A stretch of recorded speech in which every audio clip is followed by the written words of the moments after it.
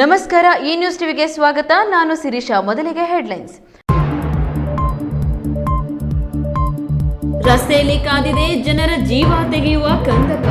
ಸ್ವಲ್ಪ ಯಾಮಾರಿದ್ರೆ ಪ್ರಾಣಕ್ಕೆ ಕುತ್ತು ಕಣ್ಮುಚ್ಚಿ ಕುಳಿತ ನಗರಸಭೆ. ಬುಲೆರೋ ಹಾಗೂ ಬಲ್ಕರ್ ಲಾರಿ ಮುಖಾಮುಖಿ ಡಿಕ್ಕಿ, ಸ್ಥಳದಲ್ಲಿ 2 ವಾಹನಗಳ ಚಾಲಕರ ಸಾವು. ಗೌರಿಬಿದನೂರು ತಾಲೂಕು ತೊಂಡೆಬಾವಿ ಹೋಬಳಿ ಬಳಿ ತಡರಾತ್ರಿ ಘಟನೆ. ವಿಧಾನಸಭೆಯಲ್ಲಿ ಸ್ವಯಂ ಹೇಳಿಕೆ ನೀಡಿದ ಕಂದಾಯ ಸಚಿವ ಕೃಷ್ಣ ಬೈರೇಗೌಡ. ಮಹಾರಾಜರಿಂದ ನಮ್ಮ ತಾತ ಖರೀದಿಸಿದ ಜಮೀನು, ವಿರೋಧ ಪಕ್ಷಗಳು ಸ್ಥಳ ಪರಿಶೀಲಿಸಲಿ. ಹವಾಮಾನ ವೈಪರೀತ್ಯ, ಮೋಡ ಕವಿದ ವಾತಾವರಣ, ದೇಶದ ಹಲವೆಡೆ ಟೊಮೊಟೊ ಇಳುವರಿ ಕುಸಿತ. ಒಳನಾಡಿನ ಜಿಲ್ಲೆಗಳಲ್ಲಿ ಬೆಳೆದ ಟೊಮೊಟೊಗೆ ಭಾರಿ ಬೇಡಿಕೆ. ಬೈಕ್ ಪಾರ್ಕಿಂಗ್ ಅಡ್ಡೆಯಾದ ಇಂದಿರಾ ಕ್ಯಾಂಟೀನ್ ಆವರಣ ಪಾರ್ಕಿಂಗ್ ಮಾಡದಂತೆ ಪುರಸಭೆ ಮನವರಿಕೆ. ಜಾಗ ಗುರುತಿಸಿಕೊಡುವಂತೆ ವ್ಯಾಪಾರಸ್ಥರು ಮನವಿ.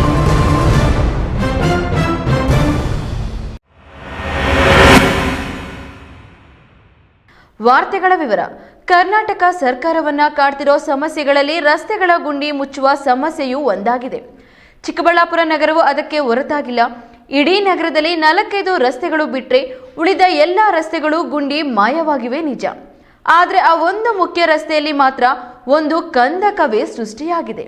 ಆ ಪ್ರಪಾತ ಮಾದರಿ ಗುಂಡಿಗೆ ಬಿದ್ದರೆ ಕೈಕಾಲು ಮುರಿಯೋದು ಗ್ಯಾರಂಟಿ, ಜೀವ ಕಳೆದುಕೊಳ್ಳೋದು ಖಚಿತ. ಅದ್ಯಾವ ರಸ್ತೆಯಲ್ಲಿ ಅಷ್ಟು ದೊಡ್ಡ ಗುಂಡಿ ಇದೆ ಅಂತೀರಾ? ಈ ಸುದ್ದಿ ನೋಡಿ.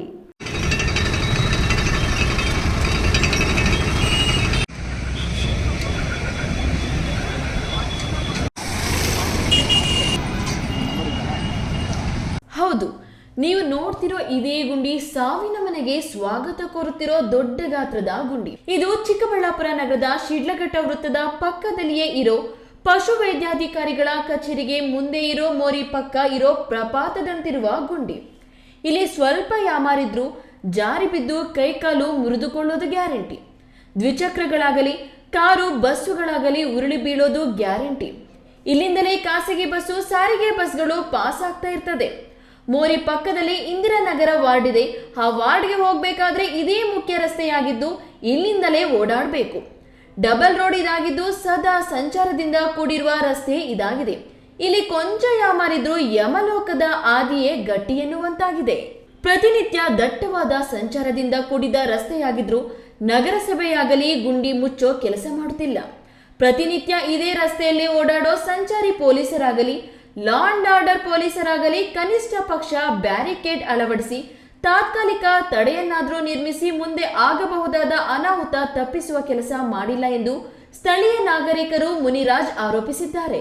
ಗುಡ್ ಮಾರ್ಕೆಟ್ ಇಂದಿರಾನಗರ ಅಂದರೆ ಅದು ಸ್ಲಮ್ ಏರಿಯಾ, ಅದು ಡೌನ್ ಇರೋದ್ರಿಂದ ಇಲ್ಲಿ ಕಡೆ ಈ ಸೈಡಲ್ಲಿ ನಗರಸಭೆ ಬಸ್ ನಿಲ್ದಾಣ ಇದೆ, ಆ ಸೈಡಲ್ಲಿ ಪಶುವೈದ್ಯ ಇಲಾಖೆ ಇದೆ, ಮಧ್ಯದಲ್ಲಿ ಬೈಪಾಸ್ ರೋಡ್ ಇದೆ, ಅದು NH ಅದಕ್ಕೆ ಒಂದು ಅಟ್ಯಾಚ್ ಆಗಿದೆ.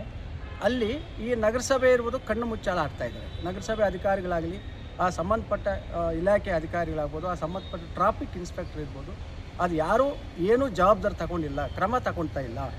ಮುಂದಿನ ಇದಕ್ಕೆ ಒಂದು ಜೀವ ಹೋಗೋ ಮೊದಲು ತಮ್ಮ ಸಂಬಂಧಪಟ್ಟ ಅಧಿಕಾರಿಗಳು ಸೂಕ್ತ ಕ್ರಮ ತಗೊಂಡು ಅದು ಬಂದೋಬಸ್ತ್ ಮಾಡಿದ್ರೆ ಅದು ಒಳ್ಳೆಯದು ಅಂತ ನಾನು ಹೇಳ್ತೇನೆ. KS ನಾರಾಯಣ ಸ್ವಾಮಿ, ಈ ನ್ಯೂಸ್ ಟಿವಿ, ಚಿಕ್ಕಬಳ್ಳಾಪುರ.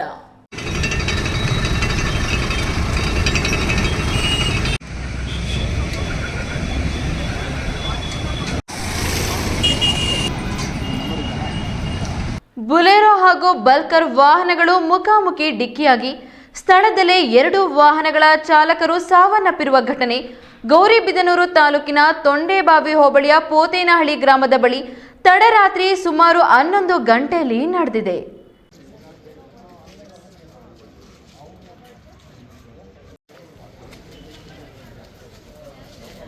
ಬುಲೆರೋ ಹಾಗೂ ಬಲ್ಕರ್ ವಾಹನಗಳು ಮುಖಾಮುಖಿ ಡಿಕ್ಕಿಯಾಗಿ ಸ್ಥಳದಲ್ಲೇ 2 ವಾಹನಗಳ ಚಾಲಕರು ಸಾವನ್ನಪ್ಪಿರುವ ಘಟನೆ ಗೌರಿಬಿದನೂರು ತಾಲೂಕಿನ ತೊಂಡೆಬಾವಿ ಹೋಬಳಿಯ ಪೋತೇನಹಳ್ಳಿ ಗ್ರಾಮದ ಬಳಿ ತಡರಾತ್ರಿ ಸುಮಾರು 11 ಗಂಟೆಯಲ್ಲಿ ನಡೆದಿದೆ. ಗೌರಿಬಿದನೂರು ತಾಲೂಕಿನ ಜಕ್ಕೇನಹಳ್ಳಿ ಮೂಲದ 25 ವರ್ಷ ವಯಸ್ಸಿನ ಬಲ್ಕರ್ ಚಾಲಕ ಅಶೋಕ್ ಎಂದು ತಿಳಿದು ಬಂದಿದ್ದು, ಮತ್ತೊಬ್ಬ ಬುಲೆರೋ ವಾಹನದ ಚಾಲಕ ಆಂಧ್ರ ಪ್ರದೇಶದ ಸಂಜೀವ ರಾಯನಪಲ್ಲಿ ಗ್ರಾಮದ 26 ವರ್ಷದ ಸೀನಾ ಮೃತ ಎಂದು ತಿಳಿದು ಬಂದಿದೆ. ಗೌರಿಬಿದನೂರು ಕಡೆಯಿಂದ ಬೆಂಗಳೂರಿಗೆ ಹೋಗುತ್ತಿದ್ದ ಬಲ್ಕರ್ ಮತ್ತು ಬೆಂಗಳೂರು ಕಡೆಯಿಂದ ಗೌರಿಬಿದನೂರು ಕಡೆಗೆ ಬರುತ್ತಿದ್ದ ಬುಲೆರೋ ವಾಹನಗಳ ನಡುವೆ ಮುಖಾಮುಖಿ ಡಿಕ್ಕಿ ಸಂಭವಿಸಿದ್ದು, ಬಲ್ಕರ್ ಲಾರಿ ನಿಯಂತ್ರಣಕ್ಕೆ ಬಾರದೆ ರಸ್ತೆ ಪಕ್ಕದ ವಿದ್ಯುತ್ ಕಂಬಕ್ಕೆ ಡಿಕ್ಕಿ ಹೊಡೆದು ಮನೆಯ ಮುಂದೆ ಫುಟ್ಪಾತ್ನಲ್ಲಿ ನಿಂತಿದೆ. ಸ್ಥಳಕ್ಕೆ additional SP Jagannath Rai, DYSP Shivakumar, ವೃತ್ತ ನಿರೀಕ್ಷಕ ಅಂಜನ್ ಕುಮಾರ್ ಭೇಟಿ ನೀಡಿ ಪರಿಶೀಲನೆ ನಡೆಸಿದ್ದಾರೆ. ಮಂಚೇನಹಳ್ಳಿ ಪೊಲೀಸ್ ಠಾಣೆಯಲ್ಲಿ ಪ್ರಕರಣ ದಾಖಲಾಗಿದೆ. Pradeep, E news TV, Gauribidanur. ಕಂದಾಯ ಇಲಾಖೆಯಲ್ಲಿ ಹಲವಾರು ಜನಪರ ಸುಧಾರಣೆಗಳನ್ನು ತರುವ ಮೂಲಕ ರೈತರು ಮತ್ತು ಸಮಾಜದ ಮೆಚ್ಚುಗೆಗೆ ಪಾತ್ರರಾಗಿರುವ ಕಂದಾಯ ಸಚಿವ ಕೃಷ್ಣ ಬೈರೇಗೌಡರ ಮೇಲೆ ಬಂದಿದ್ದ ಜಮೀನು ಒತ್ತುವರಿ ಆರೋಪಕ್ಕೆ ಸಂಬಂಧಿಸಿದಂತೆ ಇಂದು ಬೆಳಗಾಂನ ಅಧಿವೇಶನದಲ್ಲಿ ಸ್ವಯಂ ಹೇಳಿಕೆಯನ್ನು ನೀಡಿ ಆಸ್ತಿಯ ವಿವಾದದ ಬಗ್ಗೆ ಇಂಚಿಂಚು ವಿವರ ನೀಡುವ ಮೂಲಕ ವಿರೋಧಿಗಳ ಬಾಯಿ ಮುಚ್ಚಿಸಿದ್ದು, ಒತ್ತುವರಿ ಸ್ಥಳಕ್ಕೆ ಬನ್ನಿ ಎಂದು ಮುಕ್ತ ಆಹ್ವಾನ ನೀಡಿದ್ದಾರೆ. ಈ ಕುರಿತು ಒಂದು ವರದಿ. ಅದು ಮಹಾರಾಜರು ಏನೋ ಕಾರಣಕ್ಕೆ ಮಹಾರಾಜರೇ 1960 ಕಂದಾಯ ಸಚಿವ ಕೃಷ್ಣ ಬೈರೇಗೌಡರು ಕೋಲಾರ ಜಿಲ್ಲೆಯ ಗರುಡನಪಾಳ್ಯ ಗ್ರಾಮದಲ್ಲಿ ಜಮೀನು ಒತ್ತುವರಿ ಮಾಡಿಕೊಂಡಿದ್ದಾರೆಂದು ವಿಧಾನ ಪರಿಷತ್ ಸದಸ್ಯ ಛಲವಾದಿ ನಾರಾಯಣಸ್ವಾಮಿ ಸೇರಿದಂತೆ ಬಿಜೆಪಿ ಪ್ರಮುಖರು ಆರೋಪ ಮಾಡಿದ್ದು, ಕೃಷ್ಣ ಬೈರೇಗೌಡರವರು ಕೋಟ್ಯಾಂತರ ರು ಬೆಲೆ ಬಾಳುವ 16 ಎಕರೆ ಜಮೀನನ್ನು ಒತ್ತುವರಿ ಮಾಡಿಕೊಂಡು ದುರ್ಬಳಕೆ ಮಾಡಿಕೊಂಡಿದ್ದಾರೆ.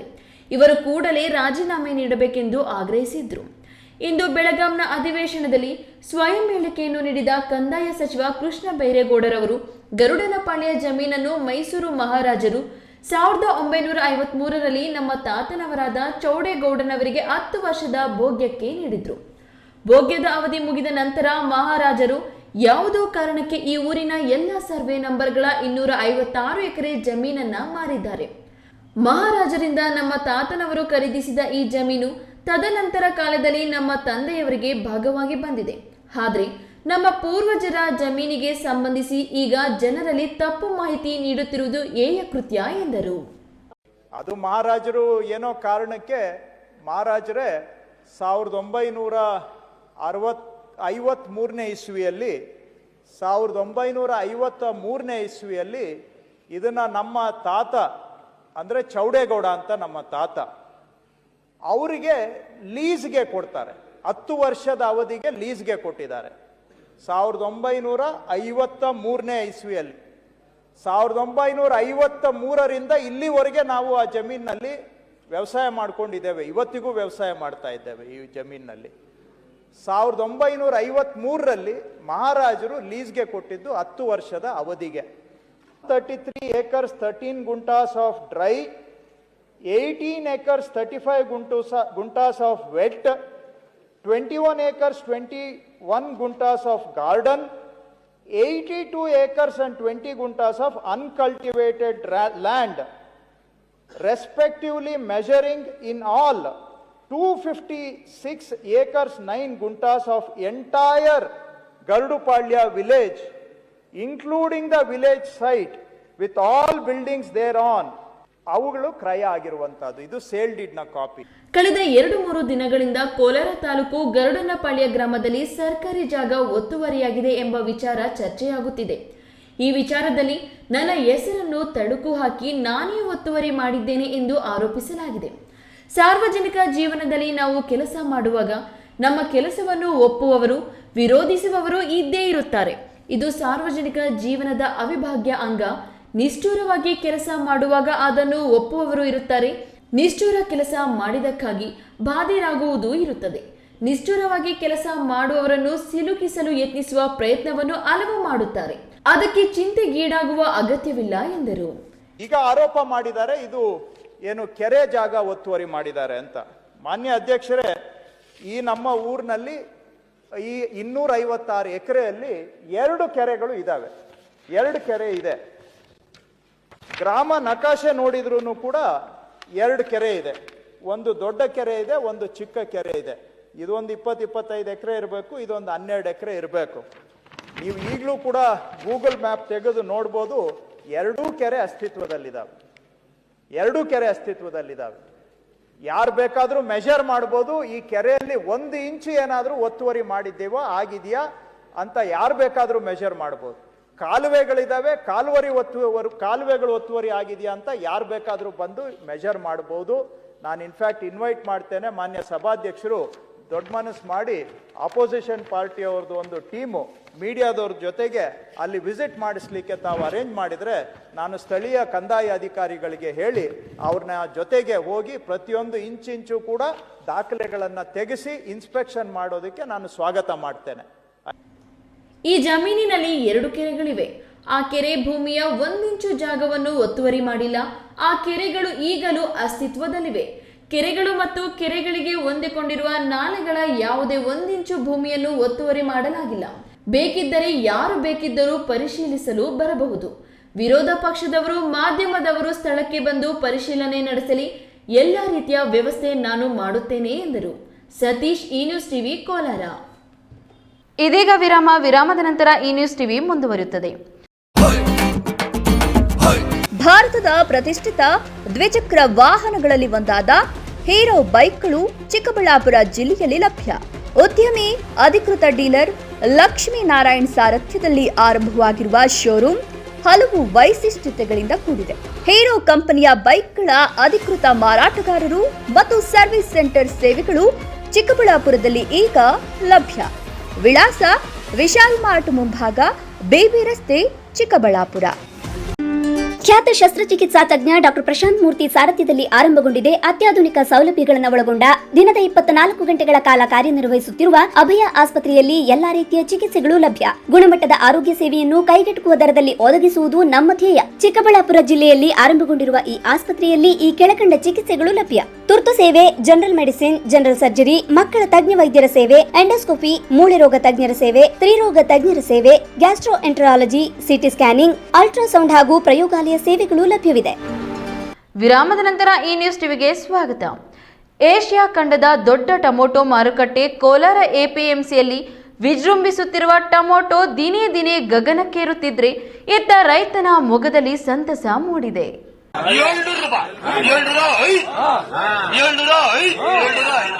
ಉತ್ತರ ಭಾರತದ ಕೆಲವು ರಾಜ್ಯಗಳು, ದಕ್ಷಿಣ ಭಾರತದ ಕರಾವಳಿ ಭಾಗಗಳಲ್ಲಿ ಹವಾಮಾನ ವೈಪರೀತ್ಯ, ಮೋಡ ಕವಿದ ವಾತಾವರಣದ ಕಾರಣ ಈ ಭಾಗಗಳಲ್ಲಿ ಟೊಮೊಟೊ ಇಳುವರಿ ದೊಡ್ಡ ಮಟ್ಟದಲ್ಲಿ ಕುಸಿದಿರುವ ಕಾರಣ ದಕ್ಷಿಣ ರಾಜ್ಯಗಳ ಒಳನಾಡಿನ ಜಿಲ್ಲೆಗಳಲ್ಲಿ ಬೆಳೆದಿರುವ ಟೊಮೊಟೊಗೆ ಭಾರಿ ಬೇಡಿಕೆ ಬಂದಿದೆ. ಕರ್ನಾಟಕದ ಚಿತ್ರದುರ್ಗ, ತುಮಕೂರು, ಮಂಡ್ಯ, ಪಾವಗಡ, ಆಂಧ್ರದ ಅನಂತಪುರ, ಮುಲಕಲಚೆರುವು ಭಾಗದ ರೈತರಿಗೆ ಶುಕ್ರ ದೆಸೆ ಪ್ರಾರಂಭವಾಗಿದೆ. ಪ್ರತಿ 15 ಕೆಜಿ ಟೊಮೊಟೊ ಬಾಕ್ಸ್ ರು 850 ದಾಟಿದೆ. ಕಳೆದ ನವೆಂಬರ್ 20ರಿಂದ ನಿರಂತರವಾಗಿ ಟೊಮೊಟೊ ಬೆಳೆ ಏರುಮುಖದಲ್ಲಿ ಮುಂದುವರಿಯುತ್ತಿದೆ. ಕೋಲಾರ ಎಪಿಎಂಸಿ ಮಾರುಕಟ್ಟೆಯಲ್ಲಿ ಕಳೆದ ವರ್ಷ ಇದೇ ಅವಧಿಯಲ್ಲಿ ಆವಕ 9,000 ಕ್ವಿಂಟಲ್ ಇದ್ದು ಪ್ರತಿ ಕೆಜಿಗೆ ಟೊಮೊಟೊ ಬೆಲೆ ರು 10ಕ್ಕಿಂತ ಕಡಿಮೆ ಇತ್ತು. ಆದರೆ ಇಂದಿನ ಆವಕ 10,000 ಕ್ವಿಂಟಲ್ ದಾಟಿದೆ. ಪ್ರತಿ ಬಾಕ್ಸ್ ಬೆಲೆ ರು 850ಗೆ ಹರಾಜಾಗಿದೆ. ಇದರಿಂದ ಮುಕ್ತ ಮಾರುಕಟ್ಟೆಯಲ್ಲಿ ಟೊಮೊಟೊ ಬೆಲೆ 3 ಅಂಕಿ ಮುಟ್ಟುವ ಸಾಧ್ಯತೆ ದಟ್ಟವಾಗಿದೆ.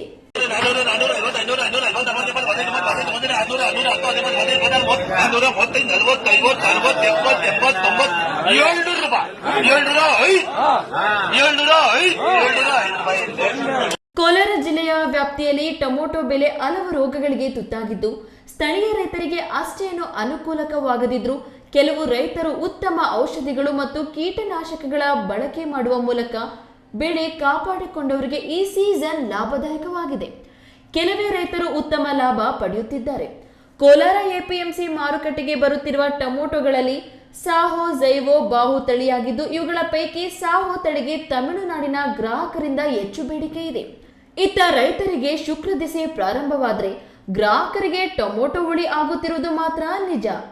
ಕೋಲಾರ ಎಪಿಎಂಸಿ ಮಾರುಕಟ್ಟೆ ಕಾರ್ಯದರ್ಶಿ ಎನ್ ಕಿರಣ್ ಮಾತನಾಡಿ, ಹವಾಮಾನ ವೈಪರೀತ್ಯದಿಂದ ಟೊಮೊಟೊ ಬೆಲೆ ನೆಲಕಚ್ಚಿದ್ದು ಇದರಿಂದ ದಕ್ಷಿಣ ಭಾರತದ ಒಳನಾಡಿನ ಜಿಲ್ಲೆಗಳಲ್ಲಿ ಬೆಳೆದಿರುವ ಟೊಮೊಟೊಗೆ ಭಾರಿ ಬೇಡಿಕೆ ಬಂದಿದೆ.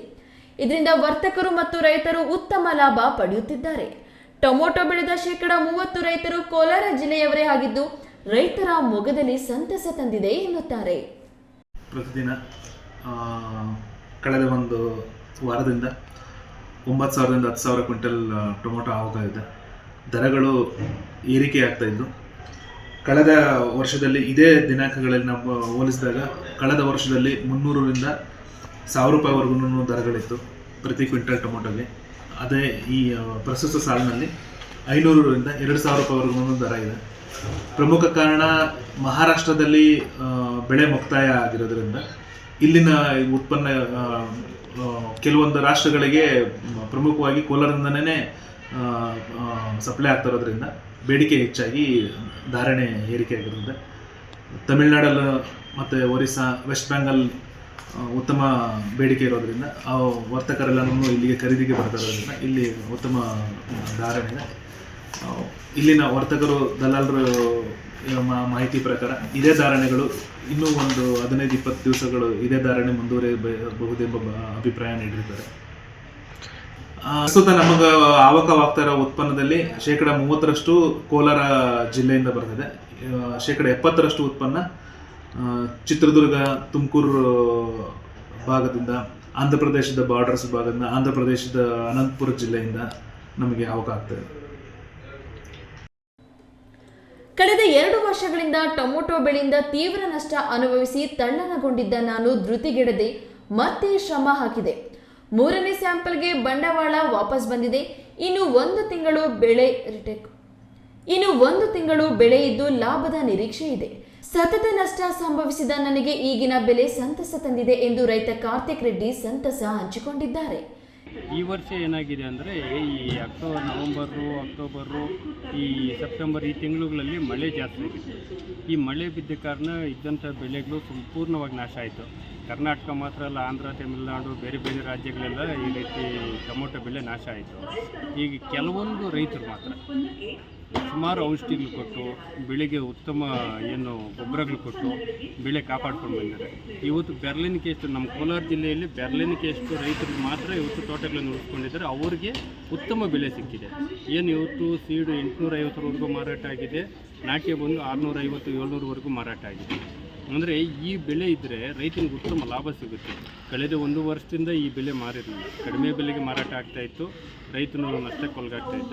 ಆದರೆ ಈ ವರ್ಷದ ಕೊನೆಯ ತಿಂಗಳು ನವೆಂಬರ್ 20ರಿಂದ ಪ್ರಾರಂಭವಾದಂಥ ಈ ಬೆಳೆ. ಸತೀಶ್, ಈ ನ್ಯೂಸ್ ಟಿವಿ, ಕೋಲಾರ.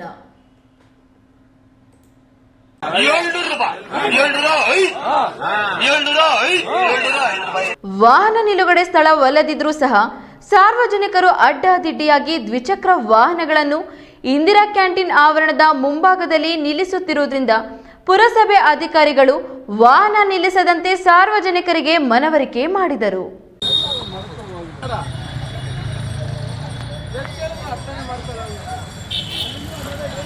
ದೇವನಹಳ್ಳಿ ಪಟ್ಟಣದ ಹಳೆ ಬಸ್ ನಿಲ್ದಾಣದ ಸಮೀಪದಲ್ಲಿ ಇರುವ ಇಂದಿರಾ ಕ್ಯಾಂಟೀನ್ ಆವರಣವು ಬೈಕ್ಗಳ ಪಾರ್ಕಿಂಗ್ ಅಡ್ಡೆಯಾಗಿರುವುದನ್ನು ಗಮನಿಸಿದ ಪುರಸಭೆ ಹಿರಿಯ ಆರೋಗ್ಯ ನಿರೀಕ್ಷಕಿ ಶ್ರೀದೇವಿ, ಬೈಕ್ಗಳನ್ನು ಇಲ್ಲಿ ನಿಲ್ಲಿಸಬಾರದು, ಇದು ಇಂದಿರಾ ಕ್ಯಾಂಟೀನ್ ಪ್ರದೇಶವಾಗಿರುವುದರಿಂದ ಸಾಕಷ್ಟು ಜನರು ಬಂದು ಹೋಗುತ್ತಾರೆ, ಇದು ನಿಲುಗಡೆ ಸ್ಥಳವಲ್ಲ ಎಂದು ಅಡ್ಡಾದಿಡ್ಡಿಯಾಗಿ ಪಾರ್ಕಿಂಗ್ ಮಾಡಿರುವ ವಾಹನ ಸವಾರರಿಗೆ, ಸಾರ್ವಜನಿಕರಿಗೆ ಅರಿವು ಮೂಡಿಸಿದ್ರು.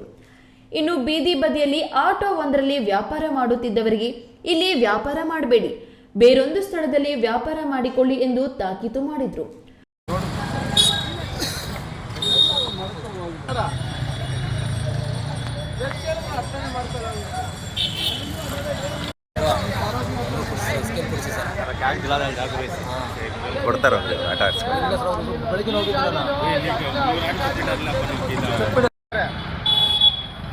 ತೆಗೀರಿ. ಪುರಸಭೆ ಮುಖ್ಯಾಧಿಕಾರಿ ಶಿವಮೂರ್ತಿ ಮಾತನಾಡಿ, ಈಗಾಗಲೇ ಬಿಬಿ ರಸ್ತೆಯಲ್ಲಿ ಸುಸಜ್ಜಿತ ರಸ್ತೆ ನಿರ್ಮಾಣವಾಗುತ್ತಿದೆ, ಅಂತಿಮ ಕಾಮಗಾರಿಯಾಗಿದೆ, ಫುಟ್ಪಾತ್ ಒಂದು ಆಗಬೇಕಿದೆ. ಅದು ಆದ ನಂತರ ಸಂಚಾರ ಪೊಲೀಸರೊಂದಿಗೆ ವ್ಯವಸ್ಥಿತವಾಗಿ ಸಂತೆ, ಹೂವಿನ ಮಾರುಕಟ್ಟೆ, ಇಂದಿರಾ ಕ್ಯಾಂಟೀನ್ ಸಮೀಪದಲ್ಲಿ ದ್ವಿಚಕ್ರ ವಾಹನ ನಿಲುಗಡೆಗೆ ಕ್ರಮ ವಹಿಸಲು ಯೋಜನೆ ರೂಪಿಸಲಾಗಿದೆ ಎಂದರು. ನಿಮಗೆಲ್ಲ ತಿಳಿದಿರೋಂಗಾಗಿ ಬಿಬಿ ರಸ್ತೆ ಏನು ಒಂದು ಸುಸಜ್ಜಿತವಾಗಿ ಒಂದು ಕಾಂಕ್ರೀಟ್ ರೋಡ್ ನಿರ್ಮಾಣ ಆಗ್ತಾ ಇದೆ. ಆಲ್ರೆಡಿ ಬಹುತೇಕ ಫೈನಲ್ ಹಂತಕ್ಕೆ ಬಂದು ತಲುಪಿದೆ. ಇನ್ನು ಫುಟ್ಪಾತ್ ಕಾರ್ಯ ಒಂದು ನಡಿಬೇಕಾಗಿದೆ. ಅದೊಂದು ಫುಟ್ಪಾತ್ ಒಂದು ಸರಿಯಾದ ರೀತಿಯಲ್ಲಿ ನಿರ್ಮಾಣ ಆದ ನಂತರ ನಾವು ಈ ಸಂಚಾರ ಪೊಲೀಸ್ನವ್ರ ಜೊತೆ ನಾವು ಕೋಆರ್ಡಿನೇಟ್ ಮಾಡಿ ಅಲ್ಲಿ ವ್ಯವಸ್ಥಿತವಾಗಿ ಒಂದು ವಾಹನ ನಿಲುಗಡೆ, 2 ವೀಲರ್ ಪಾರ್ಕಿಂಗು, ಸಂತೆ ಮತ್ತು ಇಂದಿರಾ ಕ್ಯಾಂಟೀನ್ ಹತ್ರ ಒಂದು ಹೂವಿನ ಮಾರುಕಟ್ಟೆ ಈಗಾಗಲೇ ನಿರ್ಮಾಣ ಮಾಡಿದ್ದೀವಿ. ಅಲ್ಲಿಗೆ ವ್ಯವಸ್ಥಿತವಾದ ರೀತಿಯಲ್ಲಿ ಒಂದು ದ್ವಿಚಕ್ರ ವಾಹನದ ನಿಲುಗಡೆ ಒಂದು ಪಾರ್ಕಿಂಗ್ ವ್ಯವಸ್ಥೆ ಮಾಡಬೇಕು ಅಂತೇಳಿ ಪ್ಲ್ಯಾನ್ ಮಾಡಿದ್ದೀವಿ. ಈ ರೋಡು ಕಂಪ್ಲೀಟು ಮುಗಿದ ತಕ್ಷಣವೇ ನಾವು ಫುಟ್ಪಾತ್ ವ್ಯವಸ್ಥೆಯಲ್ಲಿ ಆದ ತಕ್ಷಣವೇ ಅದ್ರ ಬಗ್ಗೆ ನಾವು ಕಾರ್ಯಗತ ಆಗಿ ನಾವೊಂದು ಸಂಚಾರ ಪೊಲೀಸ್ನವ್ರ ಜೊತೆ ಒಂದು ಕೋಆರ್ಡಿನೇಷನ್ ಮಾಡಿ ನಾವು ಅದನ್ನ ಕಾರ್ಯಗತಗೊಳಿಸ್ತೀವಿ. ನೀವು ಈಗಾಗಲೇ ಸಾಕಷ್ಟು ಬಾರಿ ನಾವು ಹೇಳಿದ್ದೀವಿ, ಫುಟ್ಪಾತ್ ಮೇಲೆ ಯಾವುದೇ ಕಾರಣಕ್ಕೂ ಜನಗಳ ಒಂದು ನಡೆದಾಡಲಿಕ್ಕೆ ಯಾವುದೇ ತೊಂದರೆ ಆಗದ ರೀತಿಯಲ್ಲಿ ಒಂದು ತಳ್ಳಗಾಡಿನಲ್ಲಿ ಅವರು ಏರೇ ಇದ್ರೂ ಬೆಳಗ್ಗೆ ಸಾಯಂಕಾಲವರೆಗೂ ವ್ಯಾಪಾರ ಮಾಡ್ಕೊಂಡು ಪುನಃ ಅದನ್ನ ತೆಗೆದುಕೊಂಡು ಹೋಗ್ಬೇಕು ಅಂತ ಹೇಳಿದ್ವಿ. ಯಾರಿಗೂ ಪರ್ಮನೆಂಟಾಗಿ ಅಲ್ಲಿ ಒಂದು ಸ್ಟ್ರಕ್ಚರ್ ಥರ ಮಾಡಿಕೊಂಡು ವ್ಯಾಪಾರ ಮಾಡೋದನ್ನ ನಿರ್ಬಂಧ ಮಾಡಿದ್ದೀವಿ. ಅದನ್ನು ಆ ನಿಟ್ಟಿನಲ್ಲಿ ಕೂಡ ನಾವು ಸುಮಾರು ಆಟೋ ಅನೌನ್ಸ್ಮೆಂಟು ಎಲ್ಲ ಕೊಟ್ಟಿದ್ದೀವಿ.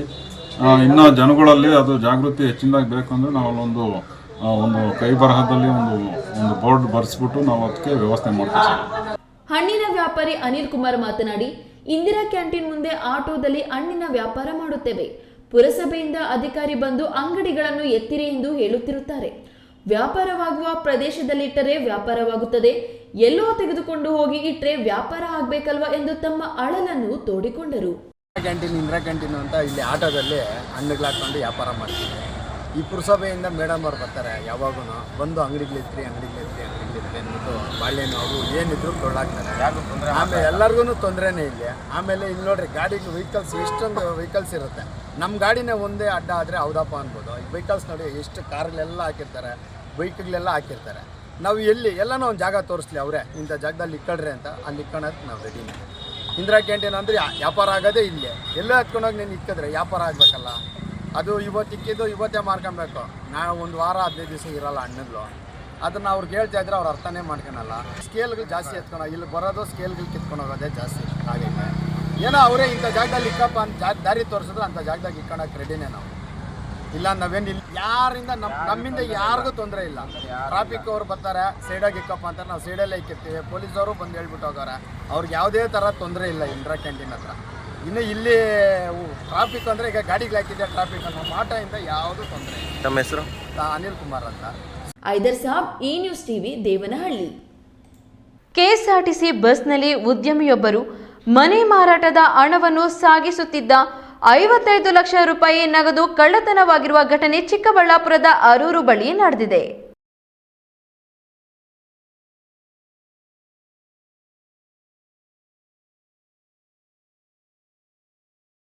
ಕೆಎಸ್ಆರ್ಟಿಸಿ ಬಸ್ನಲ್ಲಿ ಸಾಗಿಸುತ್ತಿದ್ದ 55 ಲಕ್ಷ ರೂಪಾಯಿ ನಗದು ಕಳ್ಳತನವಾಗಿರುವ ಘಟನೆ ಚಿಕ್ಕಬಳ್ಳಾಪುರದಲ್ಲಿ ನಡೆದಿದೆ.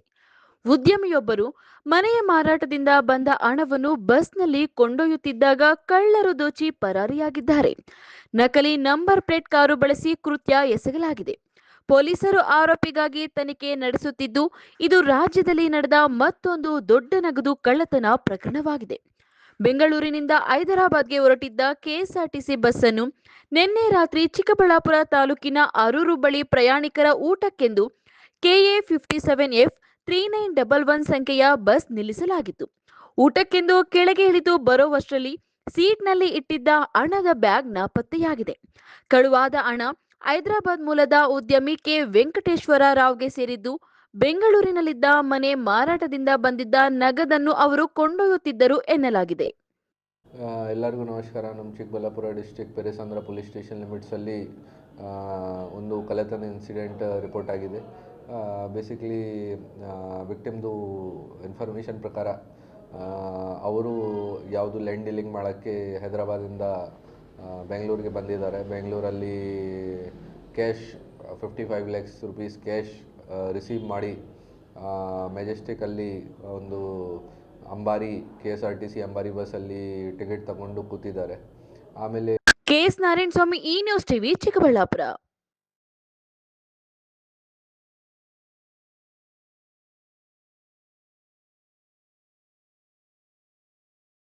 ದೊಡ್ಡಬಳ್ಳಾಪುರ ನಗರದ ಹೊರವಲಯದಲ್ಲಿ ಅಂಗನವಾಡಿ ಕೇಂದ್ರ ಮೇಲೆ ಬೃಹತ್ ಮರ ಉರುಳಿ ಬಿದ್ದಿದೆ. ಅದೃಷ್ಟವಶಾತ್ ಅಂಗನವಾಡಿ ಕೇಂದ್ರದಲ್ಲಿ ಮಕ್ಕಳಿರಲಿಲ್ಲ ಎಂದು ಪೋಷಕರು ನಿಟ್ಟುಸಿರು ಬಿಟ್ಟಿದ್ದಾರೆ.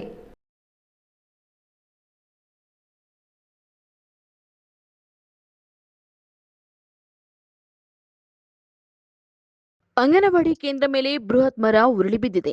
ಅದೃಷ್ಟವಶಾತ್ ಅಂಗನವಾಡಿ ಕೇಂದ್ರದಲ್ಲಿ ಮಕ್ಕಳಿರಲಿಲ್ಲ ಎಂದು ಪೋಷಕರು ನಿಟ್ಟುಸಿರು ಬಿಟ್ಟಿದ್ದಾರೆ.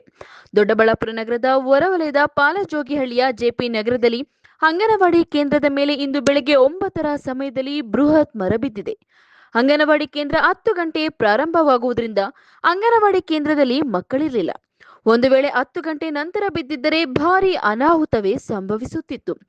ಘಟನೆ ಸಂಬಂಧ ಮಾತನಾಡಿದ ಗ್ರಾಮ ಪಂಚಾಯತ್ ಸದಸ್ಯರಾದ ಗಾಯತ್ರಿ ಮಂಜುನಾಥ್, ಅಂಗನವಾಡಿ ಕಟ್ಟಡ ದುಸ್ಥಿತಿಯಲ್ಲಿತ್ತು, ದುರಸ್ತಿ ಮಾಡುವಂತೆ ಮನವಿ ಮಾಡಲಾಗಿತ್ತು.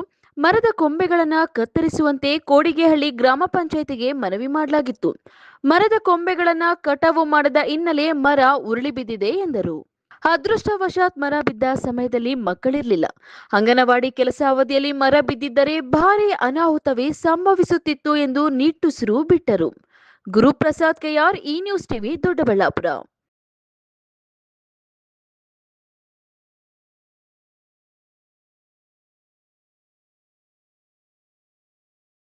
ಬಿಜೆಪಿ ದ್ವೇಷ ರಾಜಕಾರಣದಲ್ಲಿ ತೊಡಗಿದ್ದು, ನ್ಯಾಷನಲ್ ಹೆರಾಲ್ಡ್ ಪ್ರಕರಣದ ಹೆಸರಿನಲ್ಲಿ ಸೋನಿಯಾ ಗಾಂಧಿ ಹಾಗೂ ರಾಹುಲ್ ಗಾಂಧಿ ಅವರ ವಿರುದ್ಧ ಸುಳ್ಳು ಪ್ರಕರಣಗಳನ್ನು ದಾಖಲಿಸಿ ಅಪಪ್ರಚಾರ ನಡೆಸುತ್ತಿದೆ ಎಂದು ಆರೋಪಿಸಿ ನ್ಯಾಷನಲ್ ಹೆರಾಲ್ಡ್ ಪ್ರಕರಣದಲ್ಲಿ ಜಾರಿ ನಿರ್ದೇಶನಾಲಯ ಸಲ್ಲಿಸಿದ್ದ ಆರೋಪ ಪಟ್ಟಿಯನ್ನು ವಿಚಾರಣಾ ನ್ಯಾಯಾಲಯ ತಿರಸ್ಕರಿಸುವುದನ್ನು ಬೆಂಬಲಿಸಿ ಹಾಗೂ ಕೇಂದ್ರ ಸರ್ಕಾರದ ಅಧಿಕಾರ ದುರುಪಯೋಗವನ್ನು ಖಂಡಿಸಿ ಜಿಲ್ಲಾ ಕಾಂಗ್ರೆಸ್ ವತಿಯಿಂದ ಚಿಕ್ಕಬಳ್ಳಾಪುರ ನಗರದಲ್ಲಿ ಪ್ರತಿಭಟನಾ ಮೆರವಣಿಗೆ ನಡೆಸಲಾಯಿತು.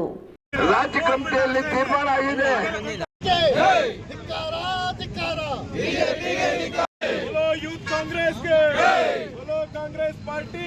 ಚಿಕ್ಕಬಳ್ಳಾಪುರ ನಗರದ ಶಿಡ್ಲಘಟ್ಟ ವೃತ್ತದಲ್ಲಿ ಕೇಂದ್ರ ಸರ್ಕಾರದ ದ್ವೇಷ ರಾಜಕಾರಣ ಮಾಡುತ್ತಿದೆ ಎಂದು ಆರೋಪಿಸಿ ಘೋಷಣೆಗಳನ್ನು ಕೂಗುತ್ತಾ ಜಿಲ್ಲಾ ಕಾಂಗ್ರೆಸ್ ಕಚೇರಿಯಿಂದ ಅಂಬೇಡ್ಕರ್ ಸರ್ಕಲ್ ವರೆಗೆ ಕಾಂಗ್ರೆಸ್ ನಾಯಕರು ಮತ್ತು ಕಾರ್ಯಕರ್ತರು ಪ್ರತಿಭಟನಾ ಮೆರವಣಿಗೆ ನಡೆಸಿ ಆಕ್ರೋಶ ವ್ಯಕ್ತಪಡಿಸಿದರು. ಈ ವೇಳೆ ಮಾತನಾಡಿದ ಕಾಂಗ್ರೆಸ್ ಜಿಲ್ಲಾಧ್ಯಕ್ಷ ಕೇಶವರೆಡ್ಡಿ, ಕೇಂದ್ರದ ಬಿಜೆಪಿ ಸರ್ಕಾರ ಜಾರಿ ನಿರ್ದೇಶನಾಲಯ ಮತ್ತು ಸಿಬಿಐ ಮೊದಲಾದ ತನಿಖಾ ಸಂಸ್ಥೆಗಳನ್ನು ದುರುಪಯೋಗಪಡಿಸಿಕೊಂಡು ವಿರೋಧ ಪಕ್ಷದ ನಾಯಕರನ್ನು ಗುರಿಯಾಗಿಸಿ ಕಿರುಕುಳ ನೀಡುತ್ತಿದೆ ಎಂದು ಆರೋಪಿಸಿದರು. ನ್ಯಾಷನಲ್ ಹೆರಾಲ್ಡ್ ಪ್ರಕರಣದಲ್ಲಿ ಯಾವುದೇ ಅಕ್ರಮ ನಡೆದಿಲ್ಲದಿದ್ದರೂ ಭ್ರಷ್ಟಾಚಾರ, ಹಣಕಾಸು ಅಕ್ರಮ ಸೇರಿದಂತೆ ವಿವಿಧ ಆರೋಪಗಳನ್ನು ಹೊರಿಸಿ ಸೋನಿಯಾ ಗಾಂಧಿ ಹಾಗೂ ರಾಹುಲ್ ಗಾಂಧಿ ಅವರನ್ನು ಪದೇ ಪದೇ ವಿಚಾರಣೆಗೆ ಕರೆಸಲಾಗುತ್ತಿದೆ ಎಂದು ದೂರಿದರು. ನಮಸ್ಕಾರಗಳು. ನ್ಯಾಷನಲ್ ಹೆರಾಲ್ಡ್ ವಿಚಾರವಾಗಿ ಶ್ರೀಮತಿ ಸೋನಿಯಾ ಗಾಂಧಿ ಮತ್ತು ರಾಹುಲ್ ಗಾಂಧಿ ಅವರ ಮೇಲೆ ವೈಯಕ್ತಿಕವಾಗಿ ಅವ್ರನ್ನ ತೇಜೋವಧೆ ಮಾಡಬೇಕು ಅಂತೇಳಿ ಬಿಜೆಪಿ ಸರ್ಕಾರ ಏನು ತನಿಖಾ ಸಂಸ್ಥೆಗಳನ್ನು ತಪ್ಪುದಾರಿಗೆ ಎಳೆದು ಅವ್ರ ಮೇಲೆ ಮೊಕದ್ದಮೆಯನ್ನು ಹಾಕಿದಂಥ ಸಂದರ್ಭದಲ್ಲಿ ನ್ಯಾಯಾಲಯದಲ್ಲಿ ಇವತ್ತು ಅದನ್ನು ವಜಾ ಮಾಡಿರ್ತಕ್ಕಂಥದ್ದು ತಮಗೆಲ್ಲ ಗೊತ್ತಿದೆ. ಅದರ ವಿಚಾರವಾಗಿ ಇಡೀ ದೇಶದ ನಾಗರಿಕರಿಗೆ, ಸಾರ್ವಜನಿಕರಿಗೆ ತಿಳಿಸಬೇಕು. ಬಿಜೆಪಿ ಸರ್ಕಾರದ ವಿರುದ್ಧವಾಗಿ ನಾವು ಪ್ರತಿಭಟನೆಯನ್ನು ಮಾಡಿ ಪ್ರತಿಭಟನೆಯಲ್ಲಿ ಕಾಂಗ್ರೆಸ್ ಮುಖಂಡರಾದ Eluvalli N Ramesh, lawyer Narayanaswamy, Patrenahalli Krishna, Addagal Sridhar, Nayanahalli Narayanaswamy, K Munegowda, Nagabhushan, Rakshith Reddy, Nagesh Reddy, Kuber Achchu, Sudha Venkatesh ಇನ್ನಿತರರು ಹಾಜರಿದ್ದರು. ಕೆಎಸ್ ನಾರಾಯಣಸ್ವಾಮಿ, ಈ ನ್ಯೂಸ್ ಟಿವಿ, ಚಿಕ್ಕಬಳ್ಳಾಪುರ. ರಾಜ್ಯ ಕಮಿಟಿಯಲ್ಲಿ ತೀರ್ಮಾನ ಆಗಿದೆ.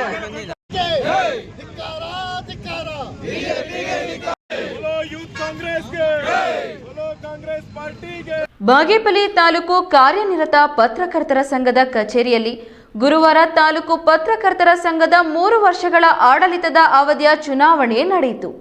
ಸಂಘದ ನೂತನವಾಗಿ ಅಧ್ಯಕ್ಷರಾಗಿ ಡಿಎನ್ ಕೃಷ್ಣಾರೆಡ್ಡಿ ಅವಿರೋಧವಾಗಿ ಆಯ್ಕೆಯಾದರು.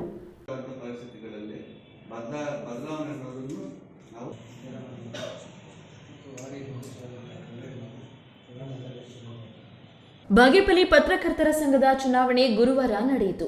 ಅಧ್ಯಕ್ಷರಾಗಿ ಡಿಎನ್ ಕೃಷ್ಣಾರೆಡ್ಡಿ ಅವಿರೋಧವಾಗಿ ಆಯ್ಕೆಯಾದರು. ಪ್ರಧಾನ ಕಾರ್ಯದರ್ಶಿಯಾಗಿ ಸೈಯದ್ ಸಿದ್ದಿಕ್, ಉಪಾಧ್ಯಕ್ಷರಾಗಿ ಬಿಟಿ ಚಂದ್ರಶೇಖರ ರೆಡ್ಡಿ, ಜೆವಿ ಚಲಪತಿ, ಖಜಾಂಚಿಯಾಗಿ ರಾಮಕೃಷ್ಣ, ಕಾರ್ಯದರ್ಶಿಗಳಾಗಿ ಎಸ್ಎಸ್ ಶ್ರೀನಿವಾಸ್, ಡಿವಿ ಮಂಜುನಾಥ್, ಕಾರ್ಯಕಾರಿ ಸಮಿತಿ ಸದಸ್ಯರಾಗಿ Abdul Kareem Sab, S Shankarrao, PS Rajesh, RS Gopalareddy, PV Lokesh, Muniraju, C Venkatesh ರವರು ಅವಿರೋಧವಾಗಿ ಆಯ್ಕೆಯಾಗಿದ್ದಾರೆ ಎಂದು ಚುನಾವಣಾಧಿಕಾರಿ ನಾಗೇಂದ್ರನಾಥ್ ಘೋಷಿಸಿದರು. ದಯವಿಟ್ಟು ತೆಗೆದುಬಿಡಿ. ಯಾಕಂದ್ರೆ ಆ ಒಂದು ಕೊಳುಕು ಮನಸ್ಥಿತಿ ನಮ್ಮಲ್ಲಿದ್ರೆ ನಮ್ಮಲ್ಲಿ ಗುಂಪುಗಾರಿಕೆ ಆಗೋದಕ್ಕೆ ಸಾಧ್ಯ ಆಗುತ್ತೆ. ಅದು ಬೇಡ. ಪತ್ರಕರ್ತರಿಗೆ ಬೇಕಾಗಿರೋದು ಪತ್ರಕರ್ತರ ಕೆಲಸ ಹೊತ್ತು ಚುನಾವಣೆ ಸಂದರ್ಭಗಳನ್ನು ದುರುಪಯೋಗ ಮಾಡುವಂತ ಪತ್ರಕರ್ತರ ನಾವು ಆಗಬಾರದು. ಈ ವೇಳೆ ಜಿಲ್ಲಾ ಕಾರ್ಯನಿರತ ಪತ್ರಕರ್ತರ ಸಂಘದ ಜಿಲ್ಲಾ ಸಮಿತಿ ಅಧ್ಯಕ್ಷ ರವಿಕುಮಾರ್, ನಿಕಟಪೂರ್ವ ಅಧ್ಯಕ್ಷ ಎಂ ಜಯರಾಮ್, ಪ್ರಧಾನ ಕಾರ್ಯದರ್ಶಿ ಕಾಗತಿ ನಾಗರಾಜಪ್ಪ, ಉಪಾಧ್ಯಕ್ಷರಾದ ಜೆಕೆ ಆನಂದ್, ಮುಬುಶೀರ್ ಮತ್ತಿತರರು ಇದ್ದರು.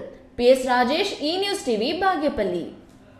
ನಮ್ಮ ಮನೆಗಳಲ್ಲಿ ಹಣ, ಚಿನ್ನ, ಬೆಳ್ಳಿ, ಬೆಲೆ ಬಾಳುವ ವಸ್ತುಗಳಿಗೆ ಭದ್ರತೆ ಇರೋಲ್ಲ. ಅದಕ್ಕೆ ನಿಮ್ಮ ಬೆಲೆ ಬಾಳುವ ವಸ್ತುಗಳನ್ನು ಬ್ಯಾಂಕುಗಳಲ್ಲಿ ಇಡಿ, ಸೇಫ್ ಆಗಿ ಇರುತ್ತೆ ಅಂತ ಪೊಲೀಸರೇ ಸಲಹೆ ಕೊಡ್ತಾರೆ. ಜನರು ಈಗ ಅಲರ್ಟ್ ಆಗಿದ್ದಾರೆ.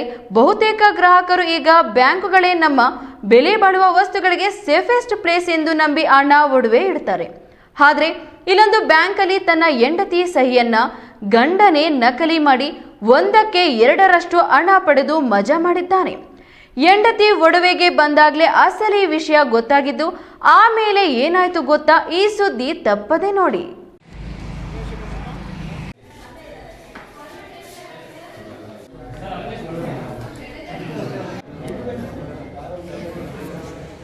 ಚಿಕ್ಕಬಳ್ಳಾಪುರ ತಾಲೂಕು ನಾಯನಹಳ್ಳಿ ಕೆನರಾ ಬ್ಯಾಂಕ್ ಶಾಖೆಯಲ್ಲಿ ಶಿಡ್ಲಘಟ್ಟ ನಗರದ ಕದಿರಿಪಾಳ್ಯವಾಸಿ ಲಾವಣ್ಯ ಎಂಬುವರು ಚಿನ್ನವನ್ನ ಅಡ ಇಟ್ಟು 1.8 ಲಕ್ಷ ಹಣ ಪಡೆದುಕೊಂಡಿರುತ್ತಾರೆ.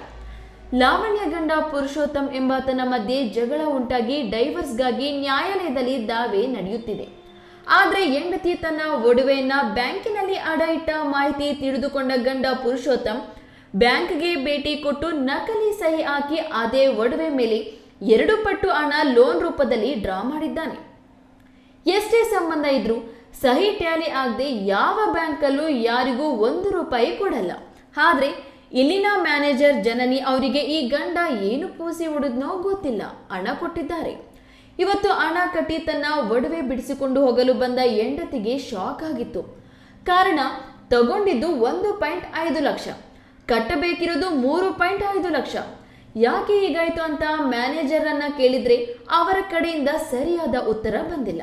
ಬೆಳಿಗ್ಗೆ 10 ಗಂಟೆಗೆ ಬ್ಯಾಂಕಿಗೆ ಬಂದ ಗ್ರಾಹಕರನ್ನ ಸಂಜೆ 4 ಗಂಟೆ ಆದ್ರೂ ವಿಚಾರಿಸದೆ ಪಡೆದ ಸಾಲಕ್ಕೆ ಸರಿಯಾದ ಸ್ಪಂದನೆ ಕೊಟ್ಟಿಲ್ಲ.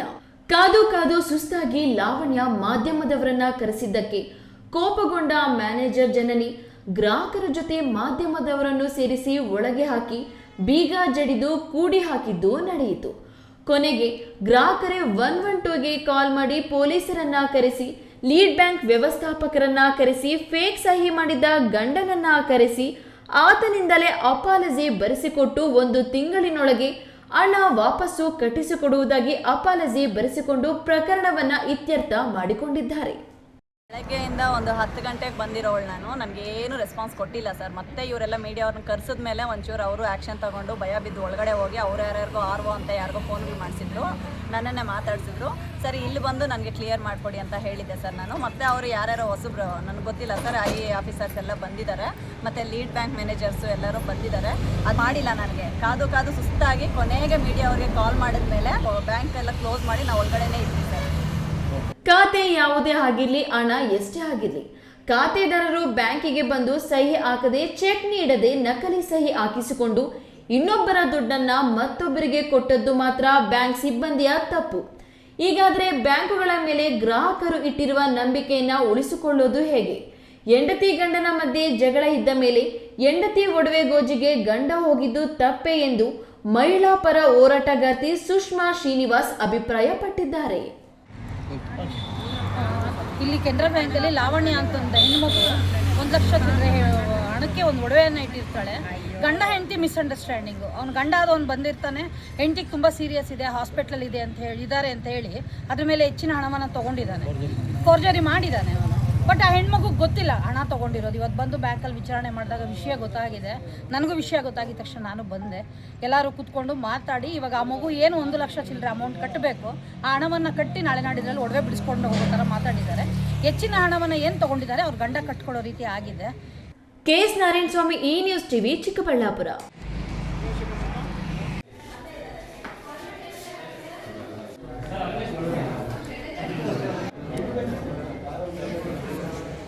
ಇದೀಗ ವಿರಾಮದ ನಂತರ ಈ ನ್ಯೂಸ್ ಟಿವಿ ಮುಂದುವರಿಯುತ್ತದೆ.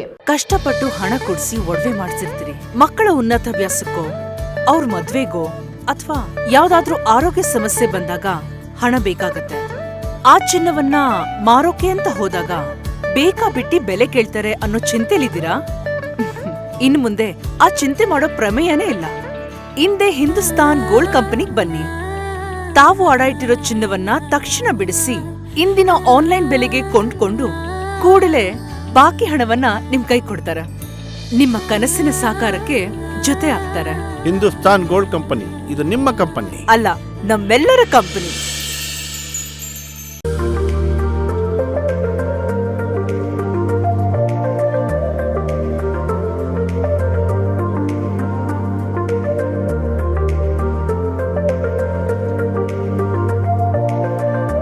ನನ್ನ ಕನಸು ಡಾಕ್ಟರ್ ಆಗೋದು. ಡಾಕ್ಟರ್ ಆಗೋದು ನನ್ನ ಕನಸು. ಮಗಳು ಡಾಕ್ಟರ್ ಆಗಲಿ ಅನ್ನೋದು ನನ್ನ ಕನಸು. ಕನಸು ಎಲ್ಲರಿಗೂ ಇರುತ್ತದೆ. ಮಗನು ಡಾಕ್ಟರ್ ಆಗ್ಬೋದೇನ್ರಿ? ನನ್ನ ಕನಸು ಡಾಕ್ಟರ್ ಆಗೋದು. ಕನಸು ಎಲ್ಲರ ಹಕ್ಕು. ಆದರೆ ಕನಸು ನನಸಾಗಲು ಬೇಕು ನಂಬಿಕೆ, ಛಲ ಮತ್ತು ಪರಿಶ್ರಮ ನೀಟ್ ಅಕಾಡೆಮಿ. ವಿರಾಮದ ನಂತರ ಈ ನ್ಯೂಸ್ ಟಿವಿಗೆ ಮತ್ತೆ ಸ್ವಾಗತ. ಇದೀಗ ಸಂಕ್ಷಿಪ್ತ ಸುದ್ದಿಗಳು. ಚಿಕ್ಕಬಳ್ಳಾಪುರ ಜಿಲ್ಲೆಯ ಮಂಚೇನಹಳ್ಳಿಯಲ್ಲಿ ಮಾನಸ ಆಸ್ಪತ್ರೆಯಿಂದ ಶನಿವಾರ ಉಚಿತ ಕೀಲು ಹಾಗೂ ಮೈಕೈ ನೋವು ಚಿಕಿತ್ಸಾ ಶಿಬಿರ ಮತ್ತು ಉಚಿತ ಎಲುಬು ಸಾಂದ್ರತೆ ಪರೀಕ್ಷಾ ಶಿಬಿರವನ್ನು ಆಯೋಜಿಸಲಾಗಿದೆ. ಜಿಲ್ಲೆಯ ನಾಗರಿಕರು ಈ ಉಚಿತ ಶಿಬಿರದ ಸದುಪಯೋಗ ಪಡೆದುಕೊಳ್ಳಬೇಕು ಎಂದು ಮಾನಸ ಆಸ್ಪತ್ರೆಯ ಮೂಳೆ ತಜ್ಞ ಡಾಕ್ಟರ್ ಪ್ರತೀಕ್ ಮನವಿ ಮಾಡಿದರು. ಶನಿವಾರ ಮಂಚೇನಹಳ್ಳಿಯಲ್ಲಿ ನಡೆಯಲಿರುವ ಉಚಿತ ತಪಾಸಣೆ ಶಿಬಿರದ ಕುರಿತು ಇಂದು ಚಿಕ್ಕಬಳ್ಳಾಪುರ ಪತ್ರಕರ್ತರ ಭವನದಲ್ಲಿ ಏರ್ಪಡಿಸಲಾಗಿದ್ದ ಸುದ್ದಿಗೋಷ್ಠಿಯಲ್ಲಿ ಮಾಹಿತಿ ನೀಡಿದ ಅವರು, ಮಂಚೇನಹಳ್ಳಿ, ಗೌರಿಬಿದನೂರು, ಚಿಕ್ಕಬಳ್ಳಾಪುರ, ಗುಡಿಬಂಡೆ ಸೇರಿದಂತೆ ಸುತ್ತಮುತ್ತಲಿನ ಗ್ರಾಮಗಳಲ್ಲಿ ಹೆಚ್ಚಿನ ಸಂಖ್ಯೆಯಲ್ಲಿ ರೈತರು ವಾಸವಿದ್ದು ದಿನನಿತ್ಯದ ದುಡಿಮೆ ಹಾಗೂ ಕೆಲಸದ ಒತ್ತಡದಿಂದ ಮೈಕೈ ನೋವು ಸಾಮಾನ್ಯವಾಗಿರುತ್ತದೆ. ಇದಲ್ಲದೆ ಬೆನ್ನು ಮೂಳೆ, ಸೊಂಟ ಹಾಗೂ ಮಂಡಿ ಸಮಸ್ಯೆಗಳು ಹೆಚ್ಚಾಗಿ ಕಾಣಿಸಿಕೊಳ್ಳುತ್ತಿವೆ ಎಂದು ತಿಳಿಸಿದರು. ಈ ರೀತಿಯ ನೋವುಗಳನ್ನು ಪ್ರಾರಂಭಿಕ ಹಂತದಲ್ಲೇ ನಿರ್ಲಕ್ಷ್ಯ ಮಾಡಿದರೆ ನಂತರ ಶಸ್ತ್ರಚಿಕಿತ್ಸೆ ಅವಶ್ಯಕವಾಗುವ ಪರಿಸ್ಥಿತಿ ಉಂಟಾಗುತ್ತದೆ. ಆದರೆ ಆರಂಭಿಕ ಹಂತದಲ್ಲೇ ತಪಾಸಣೆಗೆ ಒಳಪಡಿಸಿ ಸೂಕ್ತ ಚಿಕಿತ್ಸೆ ನೀಡಿದರೆ ನೋವಿನಿಂದ ಸಂಪೂರ್ಣ ಗುಣಮುಖರಾಗಲು ಸಾಧ್ಯವಿದೆ ಎಂದರು. ಸುದ್ದಿಗೋಷ್ಠಿಯಲ್ಲಿ ಡಾಕ್ಟರ್ ಖದೀಜಾ ಶೇಖ್, ಡಾಕ್ಟರ್ ಸತೀಶ್ ಇದ್ದರು.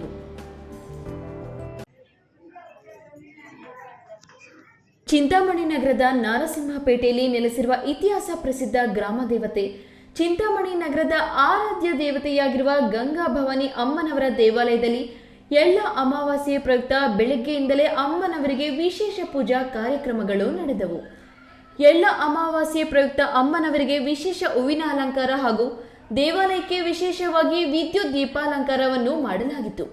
ಚಿಂತಾಮಣಿ ನಗರ ಹಾಗೂ ಸುತ್ತಮುತ್ತಲಿನ ಗ್ರಾಮಗಳ ಜನರು ಬೆಳಿಗ್ಗೆಯಿಂದಲೇ ದೇವಾಲಯಕ್ಕೆ ಆಗಮಿಸಿ ಅಮ್ಮನವರ ದರ್ಶನ ಪಡೆದು ಪುನೀತರಾದರು. ಇನ್ನು ದೇವಾಲಯಕ್ಕೆ ಆಗಮಿಸಿದ ಎಲ್ಲ ಭಕ್ತಾದಿಗಳಿಗೆ ದೇವಾಲಯ ಟ್ರಸ್ಟ್ನವರು ತೀರ್ಥ ಪ್ರಸಾದ ಜೊತೆಗೆ ಉಚಿತವಾಗಿ ಊಟದ ವ್ಯವಸ್ಥೆಯನ್ನು ಮಾಡಿದ್ದರು. ಗುಡಿಬಂಡೆ ತಾಲೂಕು ಕಾರ್ಯನಿರತ ಪತ್ರಕರ್ತರ ಸಂಘದ ಅಧ್ಯಕ್ಷರಾಗಿ ವಾರ್ತಾಭಾರತಿ ಪತ್ರಿಕೆಯ ವರದಿಗಾರ ಈಶ್ವರಪ್ಪ ಎಲ್ಎನ್ ಮುಂದಿನ 3 ವರ್ಷಗಳ ಅವಧಿಗೆ ಲಾಟರಿ ಮೂಲಕ ಆಯ್ಕೆಯಾಗಿದ್ದಾರೆ. ಗುಡಿಬಂಡೆ ಪಟ್ಟಣದ ಪ್ರವಾಸಿ ಮಂದಿರದಲ್ಲಿ ಚಿಕ್ಕಬಳ್ಳಾಪುರ ಜಿಲ್ಲಾ ಕಾರ್ಯನಿರತ ಪತ್ರಕರ್ತರ ಸಂಘದ ಚುನಾವಣಾಧಿಕಾರಿ ನಾಗೇಂದ್ರ, ಜಿಲ್ಲಾ ಕಾರ್ಯಕಾರಿ ಸಮಿತಿಯ ಸದಸ್ಯರಾದ ಚಂದ್ರೇಗೌಡ, ಕೆ ಕುಮಾರಸ್ವಾಮಿರವರ ನೇತೃತ್ವದಲ್ಲಿ ನಡೆದ ಗುಡಿಬಂಡೆ ತಾಲೂಕು ಕಾರ್ಯನಿರತ ಪತ್ರಕರ್ತರ ಸಂಘದ ಪದಾಧಿಕಾರಿಗಳ ಆಯ್ಕೆ ನಡೆಯಿತು.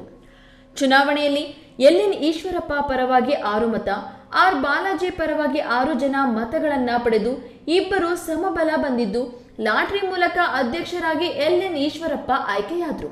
ಉಳಿದಂತೆ ಪ್ರಧಾನ ಕಾರ್ಯದರ್ಶಿಯಾಗಿ ಜಿವಿ ಶ್ರೀನಾಥ್, ಉಪಾಧ್ಯಕ್ಷರಾಗಿ ವಿ ರಾಜಶೇಖರ್, ಕಾರ್ಯದರ್ಶಿಯಾಗಿ ಆರ್ ಕದಿರಪ್ಪರನ್ನು ಅವಿರೋಧವಾಗಿ ಆಯ್ಕೆಯಾದರು. ಈ ಸಂದರ್ಭದಲ್ಲಿ ಜಿಲ್ಲಾ ಕಾರ್ಯನಿರತ ಪತ್ರಕರ್ತರ ಸಂಘದ ಜಿಲ್ಲಾಧ್ಯಕ್ಷ ರವಿಕುಮಾರ್, ಪ್ರಧಾನ ಕಾರ್ಯದರ್ಶಿ ಕಾಗತೆ ನಾಗರಾಜಪ್ಪ, ಉಪಾಧ್ಯಕ್ಷ ಮುಬಾಶಿರ್ ಅಹಮದ್, ಜಿಲ್ಲಾ ಕಾರ್ಯದರ್ಶಿ ಕಾರ್ಯಕಾರಿ ಸಮಿತಿ ಸದಸ್ಯ ಜಿ ರಾಜೇಶ್, ಚಂದೇಗೌಡ, ಕೆ ಕುಮಾರಸ್ವಾಮಿ ವಿಜೇತರಿಗೆ ಶುಭಾಶಯಗಳು ಕೋರಿದರು. ರೈಲು ಸಂಚಾರ ಆರಂಭಿಸುತ್ತಿದ್ದಂತೆ ರನ್ನಿಂಗ್ ಟ್ರೈನ್ ಹತ್ತಲು ಹೋಗಿ ಯುವಕನ ಎಡಗೈ ತುಂಡಾಗಿ ಹಳಿಯಲ್ಲಿ ಬಿದ್ದ ಘಟನೆ ಬಂಗಾರಪೇಟೆ ರೈಲು ನಿಲ್ದಾಣದಲ್ಲಿ ಸಂಭವಿಸಿದೆ. ಕೋಲಾರ ಜಿಲ್ಲೆಯ ಬಂಗಾರಪೇಟೆ ರೈಲು ನಿಲ್ದಾಣದಲ್ಲಿ ಘಟನೆ ನಡೆದಿದ್ದು, ಬಂಗಾರಪೇಟೆ ತಾಲೂಕಿನ ಚಿಕ್ಕ ಹೊಸಹಳ್ಳಿಯ ಸಂದೀಪ್ ಕೈ ಕಳೆದುಕೊಂಡ ಯುವಕ. ಕೆಜಿಎಫ್ನ ಮಾರಿಕುಪ್ಪಂನಿಂದ ಬೆಂಗಳೂರಿಗೆ ತೆರಳುವ ರೈಲು ಸಂಚಾರ ಆರಂಭಿಸುತ್ತಿದ್ದಂತೆ ರನ್ನಿಂಗ್ ಟ್ರೈನ್ ಹತ್ತಲು ಹೋಗಿ ಘಟನೆ ನಡೆದಿದ್ದು, ಎಡಗೈ ತುಂಡಾಗಿ ರೈಲು ಹಳಿಯಲ್ಲಿ ಬಿದ್ದ ಯುವಕ ಪ್ರಾಣಾಪಾಯದಿಂದ ಪಾರಾಗಿ ನರಳಾಡಿದ್ದು, ಬಂಗಾರಪೇಟೆ ಸರ್ಕಾರಿ ಆಸ್ಪತ್ರೆಯಲ್ಲಿ ಚಿಕಿತ್ಸೆ ನೀಡಲಾಗುತ್ತಿದೆ. ರಾಜ್ಯದ ಕಂದಾಯ ಸಚಿವ ಕೃಷ್ಣ ಬೈರೇಗೌಡರ ಮೇಲೆ ವಿಪಕ್ಷದವರು ಮಾಡಿರುವಂತಹ ಭೂ ಕಬಳಿಕೆ ಆರೋಪ ಸತ್ಯಕ್ಕೆ ದೂರವಾದ ವಿಚಾರವಾಗಿದೆ. ಆಧಾರರಹಿತವಾದ ಆರೋಪಗಳು ಕೃಷ್ಣ ಬೈರೇಗೌಡರ ಏಳ್ಗೆಯನ್ನು ಸಹಿಸದೆ ತೇಜೋವಧೆ ಮಾಡುವ ಕುತಂತ್ರವನ್ನು ಕೋಲಾರ ಜಿಲ್ಲೆಯ ಕೃಷ್ಣ ಬೈರೇಗೌಡರ ಅಭಿಮಾನಿಗಳ ಬಳಗವು ತೀವ್ರವಾಗಿ ಖಂಡಿಸಲಿದೆ ಎಂದು ಜಿಲ್ಲಾ ಕಾಂಗ್ರೆಸ್ ಕಿಸಾನ್ ಸೆಲ್ ವಿಭಾಗದ ಪ್ರಧಾನ ಕಾರ್ಯದರ್ಶಿ ಸುಗಟೂರು ವಿಶ್ವನಾಥ್ ತಿಳಿಸಿದರು. ಕೋಲಾರ ನಗರದ ಪತ್ರಕರ್ತರ ಭವನದಲ್ಲಿ ನಡೆದ ಸುದ್ದಿಗೋಷ್ಠಿಯಲ್ಲಿ ಮಾತನಾಡಿ, ವಿಪಕ್ಷದ ನಾಯಕ ಆರ್ ಅಶೋಕ್, ಛಲವಾದಿ ನಾರಾಯಣಸ್ವಾಮಿ ಮತ್ತು ಶಾಸಕ ಎನ್ ರವಿ ಅವರು ಕೃಷ್ಣ ಬೈರೇಗೌಡರ ವಿರುದ್ಧ ಸತ್ಯಾಂಶಗಳನ್ನು ಅರಿಯದೆ ಸಮರ್ಪಕವಾದ ದಾಖಲಾತಿಗಳಿಲ್ಲದೆ ಅವೈಜ್ಞಾನಿಕವಾದ ಆರೋಪಗಳನ್ನು ಮಾಡುವ ಮೂಲಕ ರಾಜ್ಯ ಮತ್ತು ರಾಷ್ಟ್ರ ಮಟ್ಟದಲ್ಲಿ ಪುಕ್ಕಟೆಯ ಪ್ರಚಾರ ಗಿಟ್ಟಿಸಿದ್ದು, ಹೊರತುಪಡಿಸಿ ಅವರ ಮೇಲೆ ಮಾಡಿರುವಂತಹ ಸುಳ್ಳು ಆರೋಪಗಳನ್ನು ಅವರಿಗೆ ತಾಕತ್ತು ಇದ್ರೆ ರುಜುವಾತುಪಡಿಸಲಿ ಎಂದು ಸವಾಲ್ ಹಾಕಿದ್ರು. ಪತ್ರಿಕಾಗೋಷ್ಠಿಯಲ್ಲಿ ನಾಗನಾಳ ಗ್ರಾಮ ಪಂಚಾಯತ್ ಮಾಜಿ ಅಧ್ಯಕ್ಷ ಗೋಪಾಲಕೃಷ್ಣ, ರಾಜಣ್ಣ, ಮಾಜಿ ಅಧ್ಯಕ್ಷ ಸುಗಟೂರು ಎಂಕೆ ಮಂಜುನಾಥ್, ಕಾಂಗ್ರೆಸ್ ಮುಖಂಡ ತೊಟ್ಟಿ ರಾಜಣ್ಣ, ಎಂ ವೆಂಕಟೇಗೌಡ ಇನ್ನಿತರರು ಉಪಸ್ಥಿತರಿದ್ದರು. ಜಮೀನು ವಿಚಾರವಾಗಿ ಇಬ್ಬರ ಮಧ್ಯೆ ನಡೆದ ಜಗಳ ಅತ್ಯಲ್ಲಿ ಕೊನೆಯಾದ ಘಟನೆ ತುಮಕೂರಿನಲ್ಲಿ ಸಂಭವಿಸಿದೆ. ತುಮಕೂರು ಜಿಲ್ಲೆಯ ಶಿರಾ ತಾಲೂಕಿನ ಕಳ್ಳಂಬೆಳ್ಳ ಬಳಿ ಜಮೀನು ವಿವಾದಕ್ಕೆ ಸಂಬಂಧಿಸಿದಂತೆ 25 ವರ್ಷದ ಮಧುವನ್ ಎಂಬ ಯುವಕನನ್ನು ಮಚ್ಚಿನಿಂದ ಕೊಚ್ಚಿ ಬರ್ಬರವಾಗಿ ಹತ್ಯೆ ಮಾಡಲಾಗಿದೆ. ಈ ಪ್ರಕರಣ ಸಂಬಂಧ ರಿಯಲ್ ಎಸ್ಟೇಟ್ ಉದ್ಯಮಿ ಮಹೇಶ್ ಮತ್ತು ಶಫೀವುಲ್ಲಾ ಎಂಬುವರನ್ನ ಪೊಲೀಸರು ವಶಕ್ಕೆ ಪಡೆದು ವಿಚಾರಣೆ ನಡೆಸುತ್ತಿದ್ದಾರೆ. 2015ರಿಂದಲೂ ಜಮೀನು ವಿಚಾರವಾಗಿ ಮಧುವನ್ ಮತ್ತು ಮಹೇಶ್ ನಡುವೆ ಜಗಳ ನಡೆಯುತ್ತಿತ್ತು ಎನ್ನಲಾಗಿದೆ. ಈ ಬಗ್ಗೆ ಕಳ್ಳಂಬೆಳ್ಳ ಪೊಲೀಸ್ ಠಾಣೆಯಲ್ಲಿ ಪ್ರಕರಣ ದಾಖಲಾಗಿದೆ. ಕೊನೆಯದಾಗಿ ಮತ್ತೊಮ್ಮೆ ಹೆಡ್ಲೈನ್ಸ್. ರಸ್ತೆಯಲ್ಲಿ ಕಾದಿದೆ ಜನರ ಜೀವ ತೆಗೆಯುವ ಕಂದಕ. ಸ್ವಲ್ಪ ಯಾಮಾರಿದ್ರೆ ಪ್ರಾಣಕ್ಕೆ ಕುತ್ತು ಕಣ್ಮುಚ್ಚಿ ಕುಳಿತ ನಗರಸಭೆ. ಬುಲೆರೋ ಹಾಗೂ ಬಲ್ಕರ್ ಲಾರಿ ಮುಖಾಮುಖಿ ಡಿಕ್ಕಿ, ಸ್ಥಳದಲ್ಲಿ 2 ವಾಹನಗಳ ಚಾಲಕರು ಸಾವು. ಗೌರಿಬಿದನೂರು ತಾಲೂಕು ತೊಂಡೆಬಾವಿ ಹೋಬಳಿ ಬಳಿ ತಡರಾತ್ರಿ ಘಟನೆ. ವಿಧಾನಸಭೆಯಲ್ಲಿ ಸ್ವಯಂ ಹೇಳಿಕೆ ನೀಡಿದ ಕಂದಾಯ ಸಚಿವ ಕೃಷ್ಣ ಬೈರೇಗೌಡ, ಮಹಾರಾಜರಿಂದ ನಮ್ಮ ತಾತ ಖರೀದಿಸಿದ ಜಮೀನು, ವಿರೋಧ ಪಕ್ಷಗಳು ಸ್ಥಳ ಪರಿಶೀಲಿಸಲಿ. ಹವಾಮಾನ ವೈಪರೀತ್ಯ, ಮೋಡ ಕವಿದ ವಾತಾವರಣ, ದೇಶದ ಹಲವೆಡೆ ಟೊಮೊಟೊ ಇಳುವರಿ ಕುಸಿತ. ಒಳನಾಡಿನ ಜಿಲ್ಲೆಗಳಲ್ಲಿ ಬೆಳೆದ ಟೊಮೊಟೊಗೆ ಭಾರಿ ಬೇಡಿಕೆ. ಬೈಕ್ ಪಾರ್ಕಿಂಗ್ ಅಡ್ಡೆಯಾದ ಇಂದಿರಾ ಕ್ಯಾಂಟೀನ್ ಆವರಣ ಪಾರ್ಕಿಂಗ್ ಮಾಡದಂತೆ ಪುರಸಭೆ ಮನವರಿಕೆ. ಜಾಗ ಗುರುತಿಸಿಕೊಡುವಂತೆ ವ್ಯಾಪಾರಸ್ಥರು ಮನವಿ. ದಿನನಿತ್ಯದ ಸುದ್ದಿ ಸ್ವಾರಸ್ಯಕ್ಕಾಗಿ ತಪ್ಪದೆ ವೀಕ್ಷಿಸಿ ಈ ನ್ಯೂಸ್ ಟಿವಿ.